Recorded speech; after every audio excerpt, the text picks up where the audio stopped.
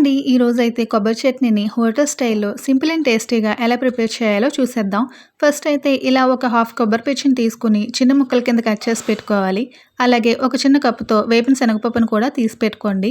ఇప్పుడు స్టవ్ వెలిగించి చిన్న కడాయి పెట్టుకొని కొద్దిగా ఆయిల్ వేసి ఒక 2 పచ్చిమిర్చి, ఒక ఎండుమిర్చి, 2 వెల్లుల్లి రెమ్మలు వేసుకొని దగ్గరుండి మీడియం ఫ్లేమ్‌లో ఒక నిమిషం ఫ్రై చేసుకున్న తర్వాత కొబ్బరి ముక్కలు కూడా వేసి ఇలా ఒకసారి కలుపుకొని దీనిలో వేపిన శనగపప్పును కూడా వేసి ఇవన్నీ కూడా బాగా కలిసేలా కలుపుకున్న తర్వాత ఫ్లేమ్ ఆఫ్ చేసి కొద్దిసేపు చల్లారనివ్వాలి.